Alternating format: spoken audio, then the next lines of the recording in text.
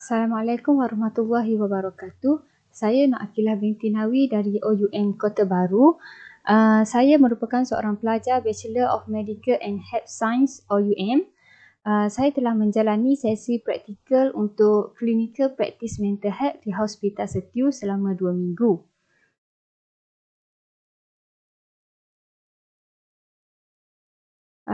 Saya akan membentangkan tajuk kes study saya iaitu pengurusan dan penjagaan pesakit dengan penyakit skizofrenia. Okey, kita tengok apa itu kesihatan mental. Menurut American Psychological Association, kesihatan mental adalah keadaan kesejahteraan di mana individu menyedari kemampuan sendiri, dapat mengatasi tekanan hidup yang normal, dapat berfungsi dengan produktif dan dapat memberikan sumbangan kepada masyarakat.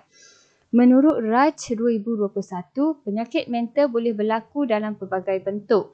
Terdapat lebih daripada 200 dikelaskan jenis penyakit mental dari attention deficit, hyperactivity disorder, gangguan kepribadian, penyalahgunaan bahan, kemurungan dan gangguan emosi. Gangguan mental yang biasa dihidapi di kalangan masyarakat kita ialah depression, anxiety, bipolar disorder dan skizofrenia. Menurut Chu 2018, skizo adalah berasal daripada bahasa Greek iaitu skizo bermakna memecahkan atau membahagikan manakala phenia bermakna minda. Skizofrenia adalah salah satu penyakit kronik dan merupakan masalah kegagalan pada fungsi otak. Pesakit skizofrenia biasanya mendengar suara yang tidak didengari oleh orang lain atau mempercayai bahawa orang lain sedang membaca dan menguasai pemikiran mereka mahupun cuba untuk menerakan mereka. Menurut Denison 2021, skizofrenia terbahagi kepada beberapa jenis. Skizofrenia terdapat 5 jenis lah. Jenis pertama adalah paranoid type, jenis kedua adalah disorganized type, jenis ketiga adalah catatonic type, jenis keempat undifferentiated type dan jenis kelima residual type. Okey, ini adalah salah satu pesakit yang saya pilih lah untuk kes study saya. Cik H berumur 49 tahun, perempuan, Islam, tidak bekerja, bujang, Melayu, berasal daripada kampung Lerek Setiu dan tarikh lawatan adalah pada 9 Mac 2021. Sejarah kelahiran, lahir pada 3 bulan 3 1972 di rumah di kampung Sungai Lerek Setiu melalui SWD. Pesakit dilahirkan cukup bulan tetapi low birth weight. Selepas 2 hari dilahirkan, pesakit dibawa ke Hospital Sultanah Nur Zahirah dan dirawat di dalam inkubator. Pesakit tinggal di Setiu sejak kecil lagi. Rumah tersebut merupakan sebuah rumah perumahan mempunyai 3 bilik dan 1 bilik air. Mempunyai keperluan asas seperti elektrik dan air yang mencukupi. Rumah tersebut juga mempunyai peralatan perabot yang lengkap seperti meja makan, televisyen perabot. Sumber kewangan diperolehi daripada pencen arwah bapanya dan bantuan adik-beradiknya yang lain iaitu sebanyak 100 sebulan. Pesakit juga mendapat bantuan kebajikan sebanyak 300 sebulan. Pemeriksaan tanda waiter pesakit, BP adalah normal 130/80, nadi 83 per minit, suhu 36.5 darjah Celsius, pernafasan 20 per minit, tinggi 158 dan berat 67. Pemeriksaan fizikal dilakukan pada keseluruhan badan pesakit, tiada sebarang kecederaan seperti lebam atau luka dilihat pada badan pesakit. Pemeriksaan makmal terakhir dilakukan ketika pesakit admit ward pada Januari 2021. Keputusan darah seperti FBC, renal profile, liver function test, fasting serum lipid dan fasting blood sugar adalah normal. Urine dipstick adalah normal. Okey, sejarah kesihatan mental pesakit dan mental state examination. Pada tahun 2003, pesakit putus cinta, suka menyendiri dan tidak bergaul dengan orang lain. Pada tahun 2004 pula, pesakit mula merayau sekitar bandar Setiu, mempunyai teman lelaki Indonesia. Abang pesakit menasihati supaya tidak merayau, pesakit bertengkar dengan ibu dan abangnya. Pada tahun 2004, pesakit lari pada rumah ke rumah saudaranya di Kuala Terengganu. Dan pada tahun 2005, pesakit selalu bertengkar dengan ibu dan keluarganya. Pesakit menjadi hostile, bercakap seorang diri, mengalami gangguan selera makan dan tidur. Pesakit dibawa ke Hospital Setiu buat pertama kalinya menggunakan borang B pada Januari 2005. Pesakit didiagnos menghidapi penyakit skizofrenia disorganized type. Pada tahun 2007, pesakit di Fort Rawatan, dan pada tahun 2010, pesakit kali kedua dimasukkan ke ward kerana bertindak agresif dan bercakap sendirian di rumah. Pada tahun 2020, pesakit telah berkelakuan aneh iaitu menyimpan sampah sarap yang kotor di dalam almari baju. Pesakit tidak tidur malam dan bercakap sendirian dan membuat bising pada waktu malam. Pesakit juga bersikap agresif memikul ibunya. Pesakit dimasukkan ke ward psikiatrik pada tahun 2021 Januari, dan sepanjang di ward, pesakit mendapat rawatan tab haloperidol 10 mg/bd, tab Artane 2 mg/bd, IM Modicate 25 mg monthly. Pesakit discharge pada 20 Januari 2021 dan dalam keadaan baik. TCA Klinik Pakar Psikiatrik pada Mac 2021. Okey, mental state examination dilakukan semasa pesakit hadir ke klinik psikiatrik pada 9 Mac 2021. Physical appearance, seorang perempuan berbangsa Melayu berumur 49 tahun, berkulit sawo matang, berambut pendek dan kemas, memakai baju kurung berwarna biru, berbadan sederhana, berkuku pendek dan bersih, berjalan normal dan memberi kerjasama sepanjang temu bual dilakukan. Pesakit sedar sepenuhnya dan peka terhadap keadaan sekeliling. Pesakit berjalan dengan normal, tidak mempunyai keabnormalan motor, mempunyai eye contact yang baik, rapport dan kerjasama yang baik, menunjukkan reaksi tubuh yang baik dan berminat untuk bercerita. Okey, pesakit percakapan yang lancar, sepatah demi sepatah, memberikan jawapan yang mudah dipahami, menjawab soalan dengan berhati-hati, percakapan yang teratur dan cerita yang tersusun, jawapan yang berkaitan antara satu sama lain. Emosi pesakit pula, pesakit dalam keadaan stabil, tidak terlalu gembira dan juga tidak terlalu sedih. Percakapan dan emosi pesakit adalah selari dan bersesuaian dengan keadaan. Pesakit juga menafikan mengalami gangguan dalam pemikiran. Pesakit menafikan mengalami sebarang gangguan halusinasi sama ada penglihatan ataupun pendengaran. Cognitive function, tahap orientasi terhadap pesakit adalah baik. Pesakit tahu waktu apabila ditanya, pesakit tahu waktu itulah waktu pagi. Tempat itu klinik pakar psikiatrik Hospital Setiu. Pesakit tahu siapa yang menemu ramahnya, itu penolong pegawai perubatan dari pelatih OUM. Tetapi pesakit ditunjukkan 5 barang seperti pen, kertas, buku, pemadam dan botol air. Selepas 5 minit, pesakit hanya mengingati satu barang sahaja, iaitu pen. Okey, maknanya memori pesakit adalah lemah. Apabila ditanya apakah menu sarapan pagi, pesakit menjawab saya makan nasi lemak dan minum air teh. Pesakit tidak dapat mengingati nombor kad pengenalan beliau. Beliau juga tidak mengingati tarikh lahir beliau. Attention terhadap soalan yang diberikan adalah bagus, dan sepanjang sesi temu bual, pesakit dapat memberi kerjasama, memberi eye contact yang baik dan dapat menumpukan perhatian serta boleh menjawab soalan yang diajukan. Okey, diagnosis and differential diagnosis.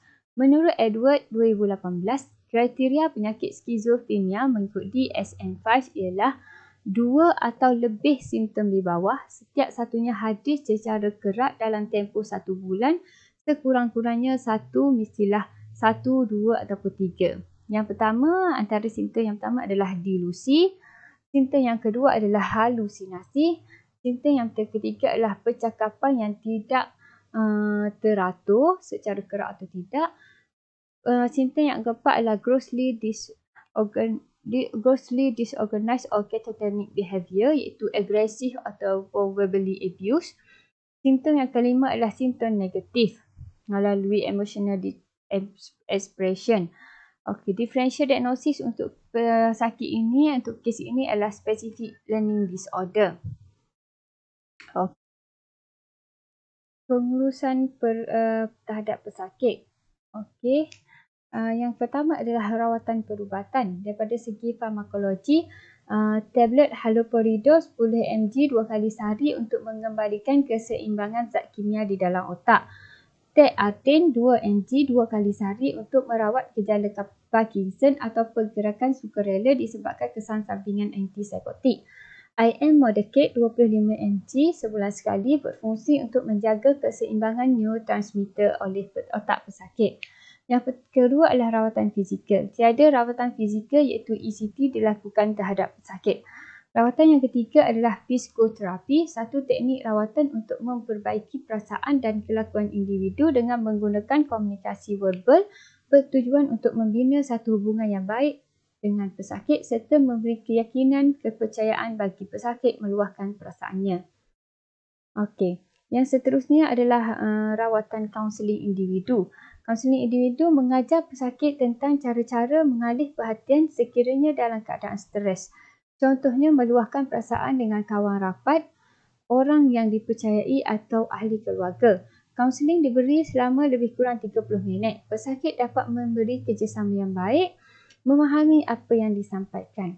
Okey, rawatan yang seterusnya adalah coping skill iaitu anger management, iaitu mengajar pesakit mengawal perasaan dengan cara membuat senaman pernafasan dalam bertujuan untuk mengurangkan masalah kepada diri sendiri dan orang lain. Yang kedua adalah stress management, bertujuan meningkatkan daya tindak pesakit menangani tekanan dengan mengajar pesakit meluahkan perasaan kepada seseorang yang dipercayai dan melakukan hobi yang diminati.